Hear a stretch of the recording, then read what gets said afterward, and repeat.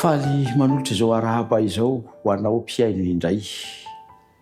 Manana olana ny namantsika, andeha hiaraka hitsotrambavaka aminy isika ary izay rehetra manana izany olana izany ihany koa dia andeha mba hoentsika mbavaka satria Andriamanitra dia Andriamanitra mahita ny zavatra rehetra sy mahay ny zavatra rehetra.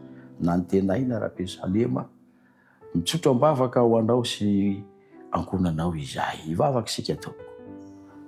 Tompo Andriamanitray, ianao no atononay amin'izao ora izao. Entina eo aminao ny fiainanay zanak'olombelona, indrindra ny mpanomponao nantenaina, izay sahirana eo amin'ny fiainana satria kely ny vola miditra.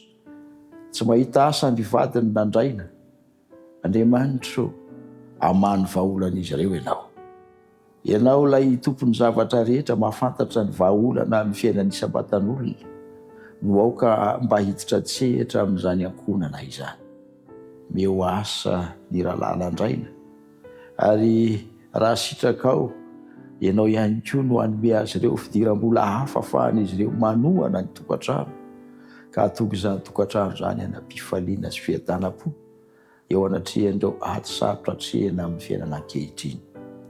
Aoka ho arovanao izy ireo, ary ataovy miafaka Andriamanitra ireo matahotra anao sy ireo tsy mahalala ny anaranao ka tsy manaiky anao.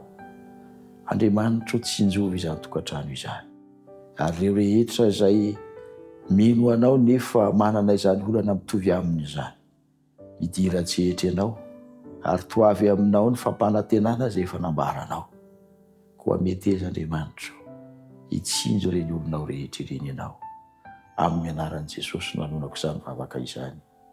Amen.